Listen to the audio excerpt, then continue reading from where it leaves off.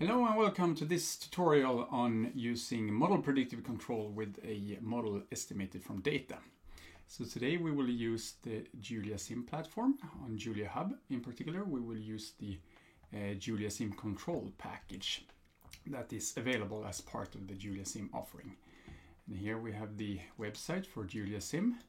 And if we go to help.juliahub.com and click on the control tab up here, we find a tutorial in the left menu here called MPC, using a model estimated from data, and this is the tutorial we will walk through today. So if you want to follow along, you have the code and some more elaborate description available here. The system we will be controlling today comes from an example. It's an example from Stages Identification Database. It's available online. You can download the data from there.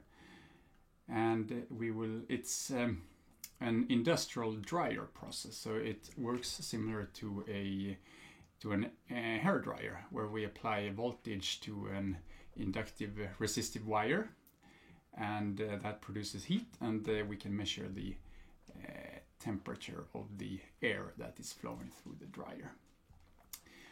So to start, I move over to Visual Studio Code on Julia Hub, where I have prepared the code available in the tutorial online.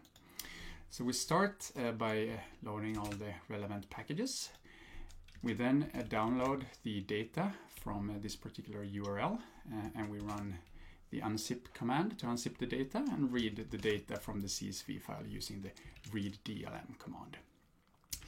We then define the sample time, which is 0.08 seconds, and then we unpack the input, which is the voltage to the resistive wire, and the output, which is the air temperature.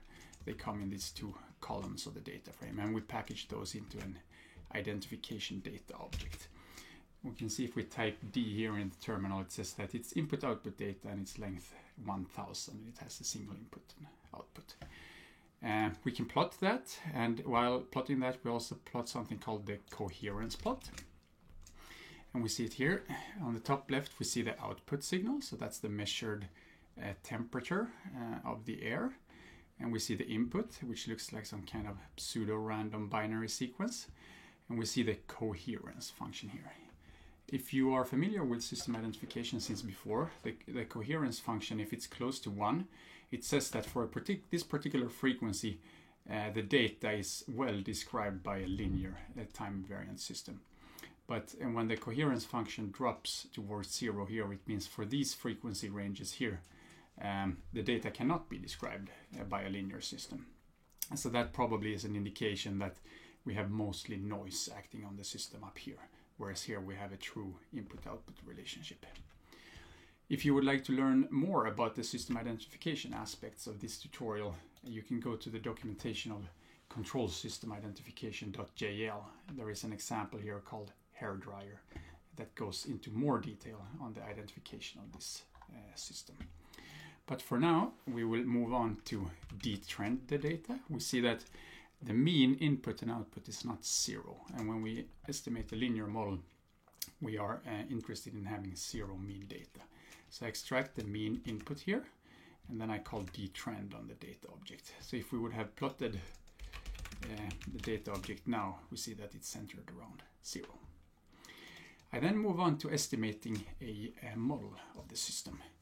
And this is a rather simple system. I have figured out since before that there is a small input delay of 3 samples. And once again, this is something you can learn about in this tutorial online here. So I note when I estimate my ARX model, in this case, that estimates the transfer function, that I have an input delay. And I want 2 free parameters in the numerator and 2 free parameters in the denominator. And if I estimate that, I get a transfer function in discrete time. And we see there are 2 parameters estimated in both numerator and denominator. And we see that this is a transfer function with 2 polynomials in the Z variable. So this indicates that it's in fact a discrete time model, and the sample time here is 0.08 seconds. We could, if we want, convert this to a state space object using the ss command. And here we get the corresponding state space realization, or one possible state space realization. Once we have estimated a model, we might plot some predictions and simulations.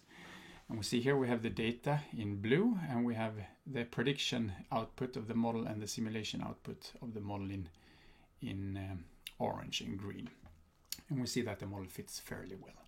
So normally when we do system identification, we are interested in withholding part of the data for validation purposes. And that is done in the system identification tutorial online. But for the purpose of this tutorial, we fit the model on the entire data set.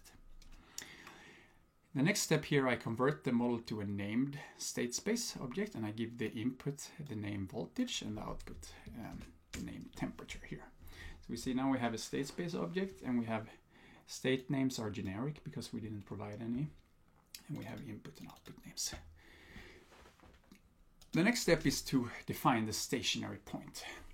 And if you remember, we extracted the mean of the input before, so that would be the control signal at the stationary point. But to get the state value at the stationary point, we perform a step response simulation. So I just perform a step response simulation here of 100 seconds. And then I extract the stationary point for the state as the final value here. So we could plot the simulation here. And we see that it converges fairly quickly to a stationary value. And then here in the end, it's perfectly still. Then I get the stationary value for the output by just getting the last output value here. And since the step is always of magnitude 1, I multiply it by the magnitude of the input at the stationary point. And I package these three things in something called an operating point. So this is something the MPC framework would like to know, so it can properly handle operating point. The next step is to set up the MPC controller, and here I create references X, U, and R, and I create a U min and U max. So this would be the maximum allowed and minimum allowed control signal, and I get just the maximum value that was present in the input. So if we don't know anything other than what our input data says, so here is the experimental data one more time, then we assume for now that these are the safe ranges, and we don't want our controllers to use any other input value outside that range. I package those into MPC constraint structure, and then I create the solver object. I will use the OSQP solver, and then I set up the cost function for the MPC problem. So the cost function for the MPC problem is quadratic. It penalizes states and inputs quadratically, and it penalizes the deviation from the operating point. So here I haven't performed much tuning. I just create diagonal matrices that have ones on the diagonal, and there is a single one here, and there is a single input. If you notice here, I provide this cost function matrix has the size sys.ny, so that's the number of outputs, not the number of states. If you remember, the system looks like this. It has 4 states. We can access it with sys.nx, but we don't know what these states represent since we just estimated a black box linear model. So instead of penalizing the states, we penalize the output directly. That's why we provide why this is of size 1 by 1 only, since we have a single output. We also create covariance matrices for a Kalman filter. So here we have 4 states, we have a single output, and then I package that into a Kalman filter. So you see I have done very little tuning here. So in practice we would maybe spend some time tuning these covariance matrices.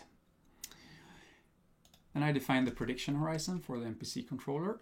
We use a prediction horizon of 10, and the reason we use that is because I previously plotted the estimated impulse response of the system, and I saw that after 10 samples the impulse response had mostly died out. So there is not much point of having a prediction horizon longer than 10. I then package all of this information into something called a linear MPC model. And that takes the system model, a Kalman filter, it takes the constraint specification, operating point, an initial condition, and also this matrix here, sys.c. And this indicates that Z is our notation for the controlled outputs. So we call the measured outputs Y, but they may or may not be the same as the outputs we are interested in controlling. In this case, they are the same, so we provide the same matrix sys.c to indicate what the controlled outputs are. We then create something called a linear quadratic MPC problem, where we provide the prediction model and the cost function specification and the solver and so on. And we say that the reference is given by our output reference. All right, now we have defined our MPC controller and it's time to simulate. I'm going to simulate for 80 time steps. I'm going to simulate from a random initial condition. And then I call MPC.solve. And once we have done that, we can plot the solution. So here we see the output starts at some random initial condition and then it goes up to the reference value, which is indicated by this dashed line. And the control signal is initially saturated and then it levels out at a stationary value. So that looks quite nice, but this was a very, very easy task. There are no model errors and no disturbances acting on the system. So what if we add such a disturbance? We can do that and we can simulate in the MPC framework. Here I add a sinusoidal disturbance with a particular angular frequency here. And I can provide that disturbance as an input to the MPC.solve command. We can solve again and plot. And now we see that while the MPC controller does control the system to roughly around the reference value, we see that we still have some oscillations around the desired set point. And the MPC controller does something about it. We see that the control signal does have these oscillations also, but it fails to completely eliminate the disturbance. So we can actually do much better in this case. And one particular way of doing better in this case is to add a disturbance model to our prediction model. So that's something we will do next. So if you have Julia Sim Control loaded, there is a function called add resonant disturbance. And that takes our system model, the frequency of the disturbance, and a relative damping. In this case, we just set it to something very small. And the matrix that indicates how the disturbance enters the system. And in this case, it enters the same way as our control signal enters. We then package that into a named state space object. And then we need to create a new Kalman filter because this actually augments the state, the system model state. So while we previously had 4 states, we now have 2 additional states. So these 2 states here are part of the disturbance model. And a resonant disturbance that is oscillating like this requires 2 states to model. So we add some covariance, modeling the covariance for those 2 states also. I will set it to something small here, and then I create a new Kalman filter. And then I also need to augment the initial condition for the simulation with the 2 extra states here. I create a new linear MPC model and a linear MPC problem. And now when we simulate, the true system in fact does not have a disturbance model. It does have a disturbance acting on it, but there is no model of the disturbance in the system dynamics. So we create this dynamics actual and the x0 actual that corresponds to the true dynamics for simulation purposes. And we provide them to the MPC.solve function when we simulate. And we can solve that and plot the result. And now we see that initially we have some oscillation in the output, but after a while the Kalman filter has estimated the state of the disturbance and it managed to more or less extinguish the oscillations. And we see that this time around the control signal is acting much more to cancel the disturbance. So that worked very nicely. Something else we would sometimes like to do when we run a model predictor controller is to add constraints, not only for the control signal, but also for the states or for some outputs. Since this is using a model estimated from data, we don't particularly know what the states represent. So we should really try to constrain the output if we want to constrain anything. And in this particular case, I will actually try to constrain the rate of change of the output. And that can quite easily be done in a linear MPC framework. So if you're interested in how I derive the formulas for this constraint problem, you can go to the documentation here, and I have a small derivation here. I essentially want to constrain delta y, which is defined as y at the next time step minus y at the current time step, and that can be written using the system dynamics like this, and it ends up as a linear function of this state and controls. And to do that, I make use of the structure linear MPC constraint. So that allows you to specify any arbitrary linear function of the control and state. So I create new constraint vectors. I indicate which of my constraints are soft constraints. So if we have hard constraints, the solver will absolutely try to enforce them, and if it fails, it will error. But sometimes due to disturbances or noise acting on the system, we might end up outside the feasible set, and then we don't want the solver to fail. We want the solver to do the best it can to satisfy the constraints. And we do that by indicating that certain constraints are soft. So I create the matrices CV and DV that we require for the specifying the constrained output V, and I package them into a linear MPC constraint structure like that. Then I create a new linear MPC problem and model, and I solve. And we can now plot the results. We see now I simulate the scenario without the disturbance for simplicity. So the scenario we had in the very first simulation. And the original problem here without any rate constraint is plotted in blue here. We see it has a very fast response. It goes up to the set point. The system that has a constraint on the delta y, so the rate constraint on the output, we see that it behaves quite differently. We see first of all that the control signal is actually acting in the opposite direction. So it's actually trying to slow down the natural convergence of the system rather than promote it like we did before. But in fact, we are failing to do that in the beginning because the control signal has saturated, so it hits the lower bound here. But after a while, after about 0.8 seconds maybe, we see that the rate here changes in the output, and now we are at the limit of the rate that we said was tolerable when we indicated the maximum allowable rate here. And then it keeps that rate for a while until the controller decides that it now has to help the natural convergence to converge. And then it does that and stays at the reference output. We could try to change these variables, the limits here, and simulate again. And we see that now it has a more flatter slope. If we would limit it even further to something extremely flat, we see that now it's going very, very slowly. All right, so this was a very brief tutorial on how to estimate a model from data using linear system identification. We looked at how we can plot input and output data and plot the coherence function to verify that we are indeed good to go with a linear model. We looked briefly at the impulse response of the model to figure out how long prediction horizon we should have for the MPC controller. We estimated the linear transfer function model, plotted some validation results in simulation.